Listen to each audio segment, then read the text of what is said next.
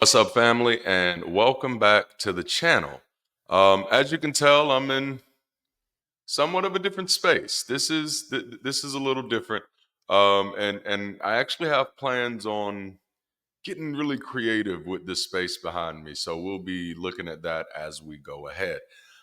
Today, I'm adding a new series of conversations to the channel called Keep Rising, and I'm so excited to have you in here with me for a moment. So before we jump in, you already kind of know the deal.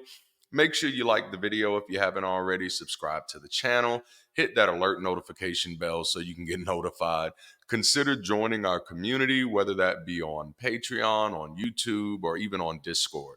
And of course, consider volunteering. We have plenty of positions open right now. We have two high priority volunteer positions open. We need a chief operating officer for DLDD World Group. And then we need a campus executive for Bridge City Global. Go back and check out last week's Sunday session and last week's Bible study with the next pastor to get more details on both of those. All right, so I hope you've done everything. Oh, yeah, we have merch too, so check that out. All right, so we're starting this new series or this new series of conversations that I'm going to be adding to the channel, maybe weekly, bi weekly, monthly, who knows, but it's around this idea of keep rising. And so for this first one, I kind of want to take somewhat of a different approach to this conversation and opening it up.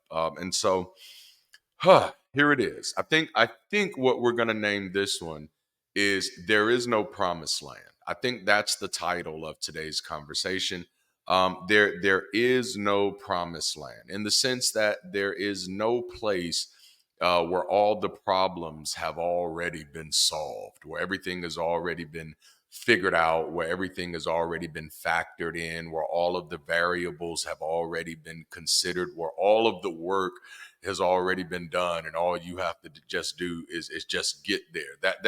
That place, as of now, as far as I know, now if anybody knows of anything differently, please let your boy know. But as far as I know, there is no promised land. There is no place that you can get to that is the end of all of your striving. Forward progression and upward mobility will require a constant reinvestment of reward into rise. And I want to say that again just to make sure that that hits you the way that it needs to. Forward progression, which means moving forward, right? Forward progress, forward progression, and upward mobility, moving upward. So, moving forward and moving upward, that's an incline. That's kind of what you want in life. Keep rising. Forward progression and upward mobility will require a constant reinvestment of reward into rise. And that's very important. This whole idea comes from this idea that there is no promised land, right? And so when you really begin to understand that there is no place you can get to in your life that I know of. There's no place that you can get to in your life where you are exempt from hard times, where you are exempt from financial lack, where you are exempt from strain or stress or any other thing within that category. There's no place in life that you can get to. And so one of the things that you have to learn how to do, which is funny because in Bible study with an ex-pastor, we've kind of hit this, and that is learn how to reinvest your reward into your rise, into your forward progression and your upward mobility. So watch this. Every now and then in life, you win, you hit, things go well. I think I want to say we've all, that I just feel like that would be insensitive. But many of us have run into those places in life where we hit a reward. We did something, it worked.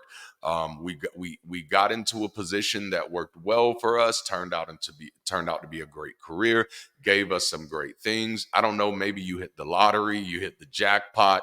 I don't know, you did something, it worked. Many of us have experienced something like that where you've gotten the reward, and the key is you now have to learn how to take those rewards and reinvest them into the rise. Because what often happens is, and I see this happen, man, you just have It's overwhelming how much it happens where somebody gets a little bit, it's nowhere near enough, but somebody gets a little bit and it's a little bit better and they feel like, woof, finally I can take a break. That's that idea of a promised land. I'm watch this. I'm finally in the place where things are going right. My number finally came up. Everything's coming up melly. I think that was an episode of Scandal. But you get the kind of point. We kind of lull ourselves or soothe ourselves into believing that just because something's going right now, that this is somehow a sign that things are going to continue going right. And in most cases, it just doesn't work that way. So you have to be diligent in reinvesting the reward into the rise. I know this is a little bit different conversation, but the point is here, I just want to encourage somebody to I want to help you while I'm helping myself learn how to keep rising, right? Because we'll keep walking through it. We'll keep walking through it. And so, and the big point of learning this idea of reinvesting reward into the rise is because otherwise entropy, all right? Which means no matter how good things can be going right now, we live on a floating ball in the middle of ultimately nowhere. It's somewhere, but nowhere, right? And unfortunately, entropy is ever pursuing, which means things kind of tend to fall apart. That was a book, Things Fall Apart. But things kind of tend to fall apart without intentional management and intentional reinvestment. You know, kind of makes sense. Um, One day I realized that the majority of the people around me were looking for a place to rest. They were looking for a place of rest. Whether, they were looking for their dream job for a place to rest. I literally had somebody call me because they saw that my life looked like it was doing a little better because, I have been unapologetic of letting you know how bad my finances were. And I'm not saying that I'm anywhere near where I need to be. Nope. That only speaks to how far off we really were. But I've made no apologies about that. But things changed for me over the past few years. I changed in a lot of areas. I started critically engaging some areas. I started challenging myself. I started exploring my capacity and really seeing what I could do, how I could rethink things, how I could recalibrate in some places, and ultimately just re-engage the world around me. So because of that, yes, life has changed for me, and visibly, it seems very drastic. I think losing 300 to 400 pounds didn't hurt. You're right. That also added to the drastic nature of the change. But because things changed, someone called me and said, "Hey, man, I love how everything's looking in your life. I hear that you're doing this as far as career wise. Can you, possibly get me in? Because, obviously something's great going on with you. I would love to kind of get in on that." And I'm like, "Sure, I'd absolutely love to, to make some connections for you. My wife is actually over talent acquisition. And so she can, open some doors." And then this person says to me, "Oh, perfect. Because listen, I don't want to work. That's, I just want to get paid." And I was like, "Oh, no." See, that's the thing. I really don't want anybody on my team who doesn't want to work. And I remember after that conversation sitting down and talking with my wife, and I was like, what's funny about this is this person, and this person is someone who's close to me. I said, this person's mindset represents so many. And it's so sad because many of these people are incredibly gifted, incredibly skilled, incredibly talented. But something has happened that has robbed them of their ability to believe in themselves, or that have just made them, or that have helped them attach to this idea that wherever it is that I'm supposed to be happy, it's supposed to be a place of rest. It's supposed to be a place of no activity, right? Now, I kind of call this both superstitious and selfish. Yeesh. I know that might rub some the wrong way, but I do want to share with you why. All right, so superstitious because honestly, it's based in an array of ideas that are all rooted in the idea of a pre-designed or predestined or predefined lifestyle meant for humanity. So it's normally stuff like this, which you hear this often. Whether this is a part of religious superstition or not is a whole nother thing. People don't have to have religious superstition to say some of these other superstitious things, such as, like, hey man, I just don't believe people are meant to work. And when or I don't believe people are made to work. And when I hear that, especially when it comes from, non-believers or skeptics or atheists, I'm like, well, of course you wouldn't, because I mean, ideally, we don't believe we were made at all. So made to, meant to, I don't know what any of that means. My question would be, is it beneficial? You know what I'm saying? Like, because I don't know, me and y'all have heard me talk about this. I kind of like to work. As a matter of fact, I love work. I consider what I'm doing right now work. I think sometimes maybe we haven't elevated our understanding of work, but when I think of work, I simply think of applied energy. I think of energy applied. I'm just this ball of energy, and I want to do something with this energy. I want to apply this energy. And for me, I want to apply it to something beneficial, something that produces outcomes that align with the expectations that I have for my life and the things that I want to do with my life. So I don't need to be meant to do that for me to make the decision to do that. I don't need to be made to do that for me to look around and say, man, a body that is in rest tends to stay at rest, but a body that's in motion tends to stay in motion. And so, which was also kind of like a health thing for me. That's part of the way that I kicked the weight, where I kind of broke this offense with work. I no longer superstitiously view work as a result of God cursing the ground, which is the way that I viewed it before. So, a part of my theology was that the Spirit of the Lord was coming to redeem us from the curse of work. And it's like now, and this is for me, I'm not saying anybody else should take on this mindset. I'm sharing with you what my mind has been, what my ideology has been, and perhaps it can help you either by saying, that's something I can apply, or by being something that says, that has my mind thinking I won't do that, but maybe I'll do something like this. But now that I've broken myself away from the superstitious idea that God cursed the ground and that's why I have to work, I now view work as an opportunity for me to cooperate with my environment and the other people in my environment to create an ecosystem that benefits me and the other people that are connected to it. Man, that's a privilege to me. It's an amazing thing to be able to participate in. I think in our, I don't remember which series it was in. It may have been in our How to Human series. But in one series, when we were walking through on Sunday sessions, we even realized that that's one of those things that makes our species unique, is just the ability to do business, the ability to do trade and commerce.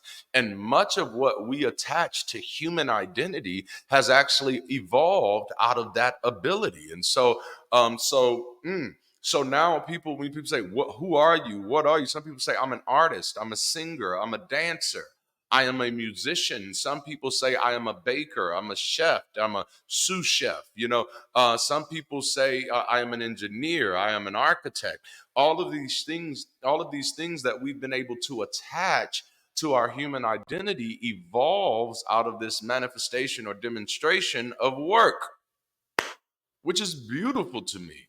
I think the some of the hard things that comes from, other than the superstitious aspect, is the way that work has been. It's hard, it's been hard work, but hard work has evolved. So anyway, superstitious in the fact, because it's just based in this idea that life is pre-designed and that we're made to do something, and that by somehow, not being at rest, we're violating this predefined, way.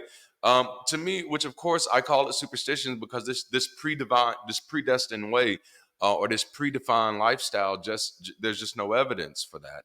But then the other side of that is that there's also no utility for that. Like what's the utility into this? Which brings me into the second aspect, which I said, not only do I consider that type of ideology superstitious, but I also consider it selfish.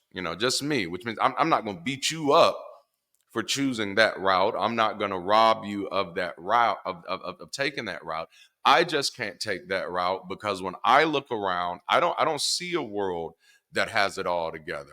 To me, when I look around, I don't see a world that is in perfect harmony or perfect peace or anything like that.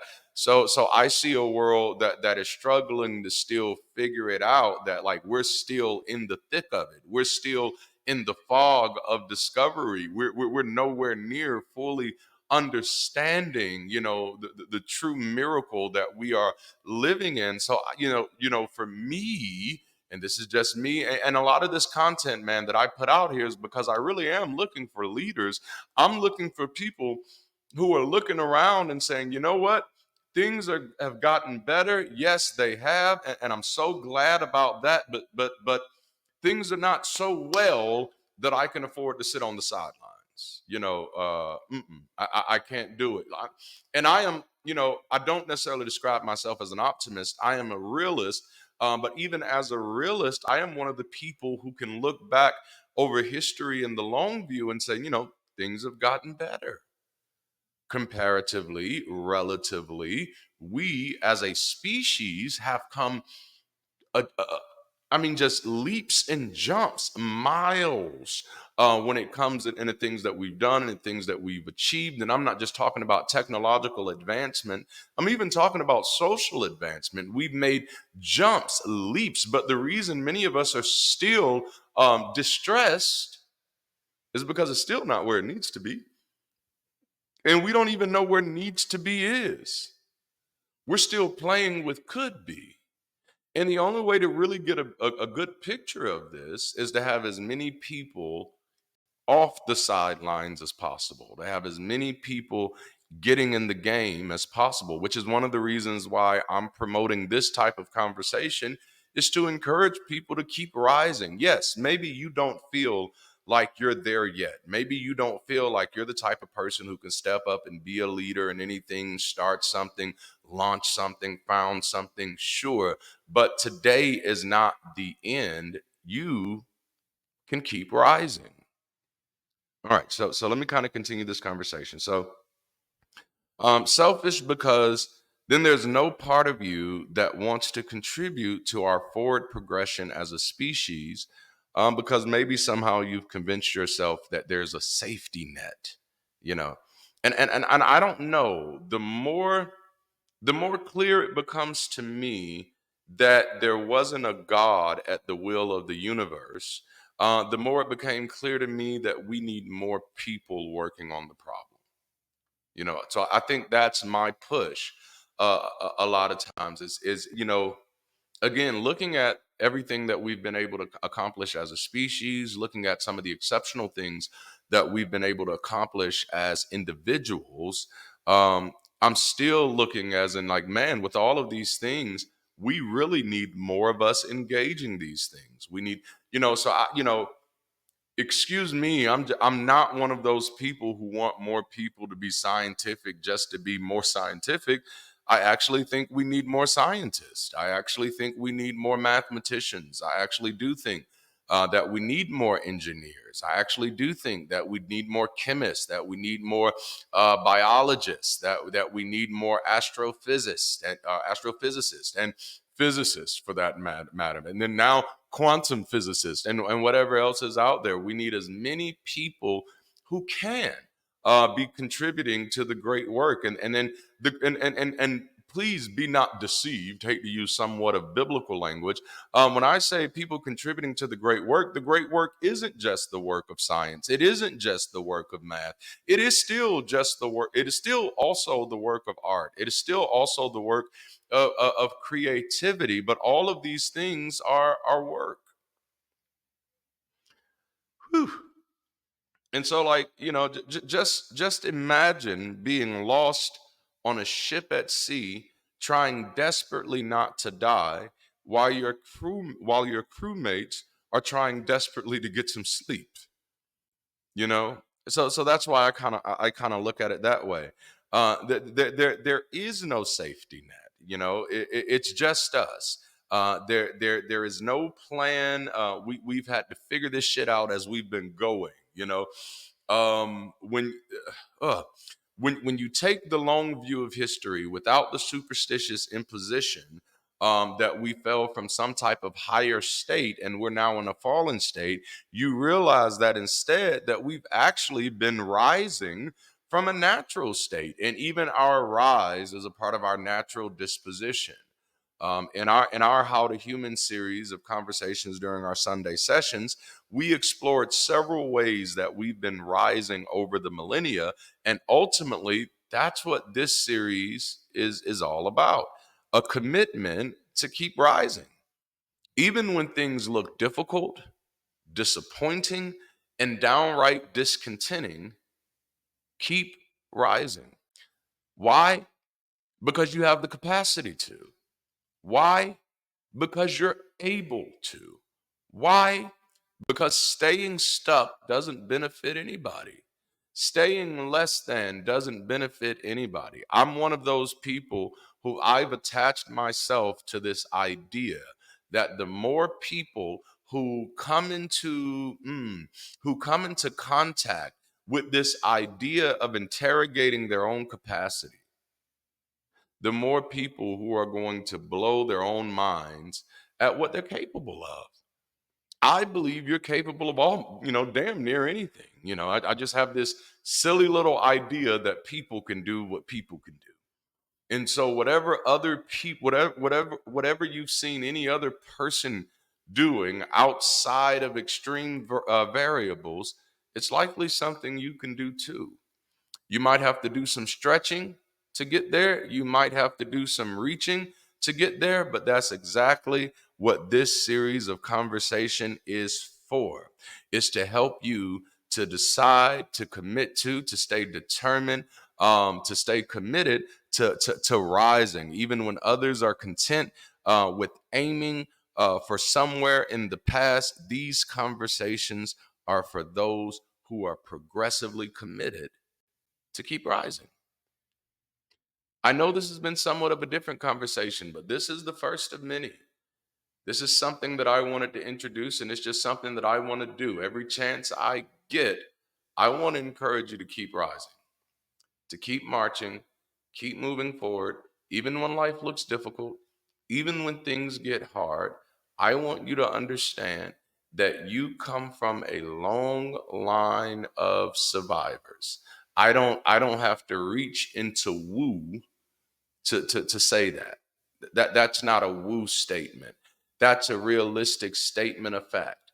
In order for you to be here today, you have to come from a long line of people who survived long enough to pass along their genetic information for you to be here. You come from a long line of survivors. You are capable of doing so much, and I will always be here to remind you of that. I hope I've said something of value for you today. Before you leave, please don't forget to like the video, subscribe to the channel, hit that alert notification bell. Don't forget to share your thoughts in the comments, and then, hey, maybe even share this video with somebody. Thank you so much for hanging out with me. Until next time, keep rising, stay progressive, and stay beautiful. I'll holler at you later.